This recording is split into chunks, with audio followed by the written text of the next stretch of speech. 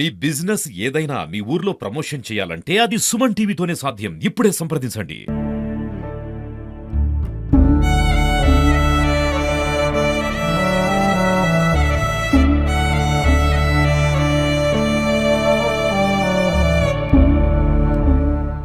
నిజంగా ఈ సంఘటనకు సంబంధించి ప్రత్యక్ష సాక్షి తెలిపిన ప్రకారం చూసినట్లయితే మరి అక్కడ ఉన్నటువంటి డివైడర్ ను ఢీకొని ఆ డివైడర్ నుంచి ఎప్పుడైతే ఆ కార్ ఇక్కడ పల్టీ కొట్టిందో అప్పుడే అక్కడ నుంచి లారీ రావడం జరిగింది.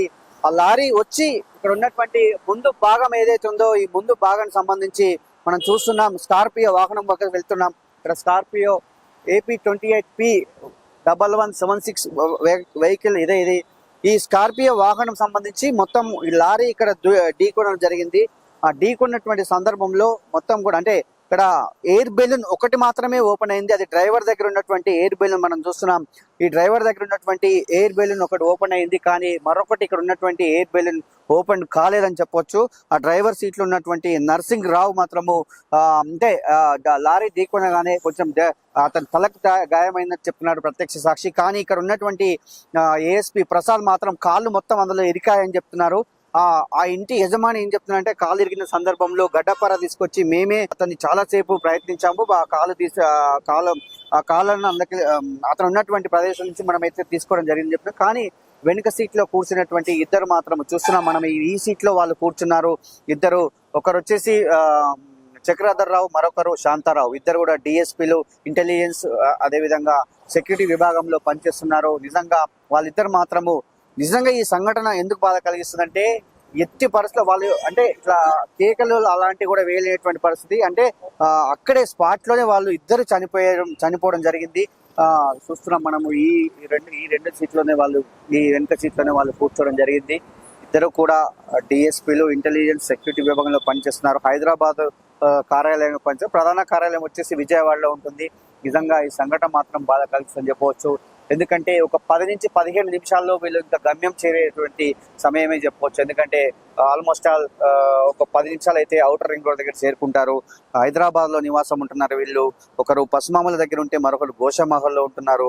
నిజంగా వీళ్ళ కుటుంబంలో మాత్రం విషయాలు చాలా అలుముకున్నాయి. మనం చూస్తున్నాం. ఇదంతా స్కార్పియోకి సంబంధించి లారీ ఎప్పుడైతే తాకిందో ఇదంతా బలంగా ఇక్కడ ఢీకొనడం వల్ల ఈ ఘటన జరిగిందని చెప్పవచ్చు. ఎందుకంటే ఈ పరిస్థితి భాగం అంతా కూడా నుజ్జనుజ్జైనటువంటి పరిస్థితి చూస్తున్నాం. మొత్తం లారీ ఎక్కడైతే ఢీకుందో అదంతా కూడా మొత్తం ఢీకొనడం వల్ల చాలా గట్టిగా ఉన్నటువంటి స్కార్పియో వాహనం ఇది.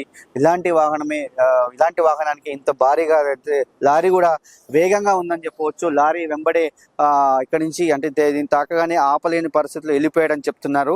కానీ ఇక్కడ ఉన్నటువంటి వీళ్ళు నలుగురు మాత్రం వెనుక సీట్లో ఉన్న ఇద్దరు డిఎస్పీలు చనిపోవడము, ఏఎస్పీ ప్రసాద్ అదేవిధంగా నర్సింగ్ రావు మాత్రము గాయాలు అవ్వడము, ఇదంతా కూడా చూస్తున్నాం. చాలా పెద్ద అంటే ఇంత స్టాండర్డ్ గా ఉన్నటువంటి స్కార్పియో వాహనమే, ఇంత బలంగా ఉన్నటువంటి వాహనమే ఇంత ఢీకొన్నదంటే ఎంత వేగం ఉందో ఒకసారి చూడాల్సినటువంటి పరిస్థితి చూస్తున్నాం. మనం విధంగా వాహనం వద్ద మొత్తం పరిశీలించినట్లయితే నుజ్జనుజ్జైనటువంటి పరిస్థితి. ముందు భాగం అంతా కూడా నుజ్జనుజ్జైనటువంటి పరిస్థితి. ఇంజన్ కూడా మొత్తం కూడా లోపలికి వెళ్ళినటువంటి సిచ్యువేషన్ లో ఉంది. ఎందుకంటే అతివేగం కూడా ఒక కారణం అని చెప్పవచ్చు. ఎందుకంటే ఇక్కడ ప్రధానంగా ఒకే కారణం. ఎందుకంటే అక్కడ డివైడర్ మనం చూస్తున్నాం కదా, ఈ డివైడరు అక్కడి నుంచి వచ్చేటప్పుడు స్ట్రేట్ ఎదురుగా ఉంటుంది.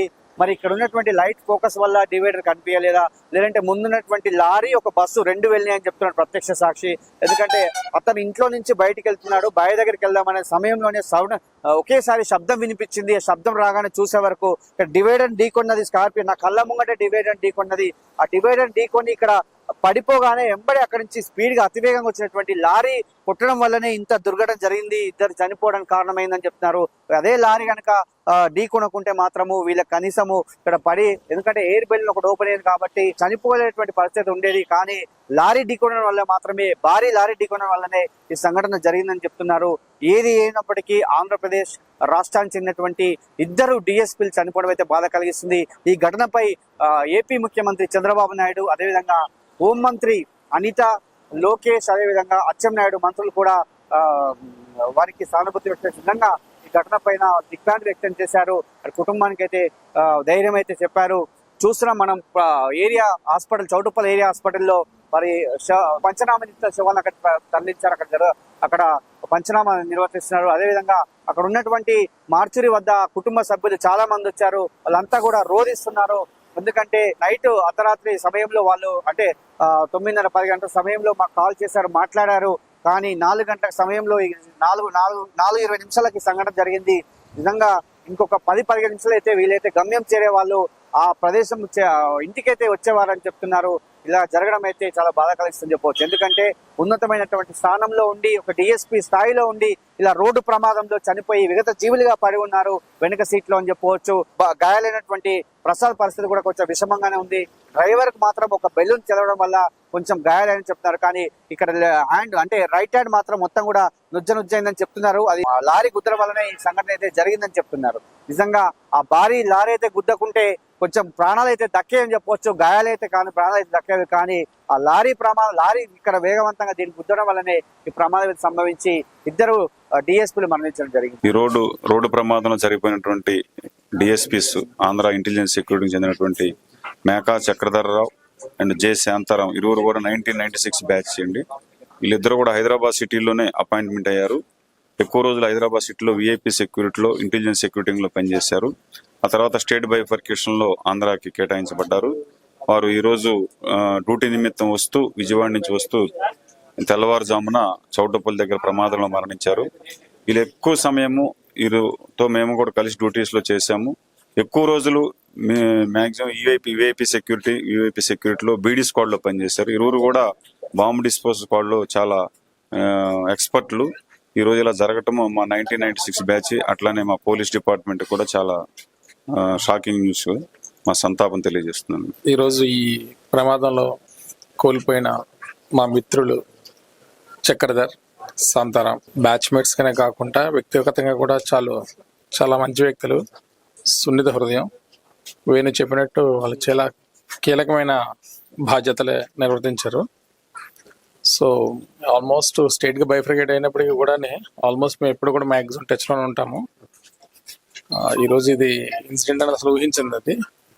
సో ముఖ్యంగా వాళ్ళ కుటుంబ సభ్యులు ధైర్యం తెచ్చుకొని భగవంతుని కృపతో ముందుకు సాగాలని మేము ఆకాంక్షిస్తున్నాం. సో మాకు టచ్ రీసెంట్ గా కూడా ఈ సందర్భం మ్యారేజ్ వాళ్ళ ఇంట్లో కూడా ఏదో ఉంటే దాని గురించి ఇంటిమేట్ చేయడం జరిగింది. చక్రధర్ వీళ్ళంతా సిటీలోనే చేస్తారు కాబట్టి హైదరాబాద్ సిటీలో మాక్సిమం కలిసి ఉండేవాళ్ళం. ఈ మధ్య కొంత గ్యాప్ వచ్చినప్పుడు కూడా మేము ఆ గ్రూప్ లో ఎప్పుడు కూడా రెగ్యులర్ టచ్ లో ఉంటాం.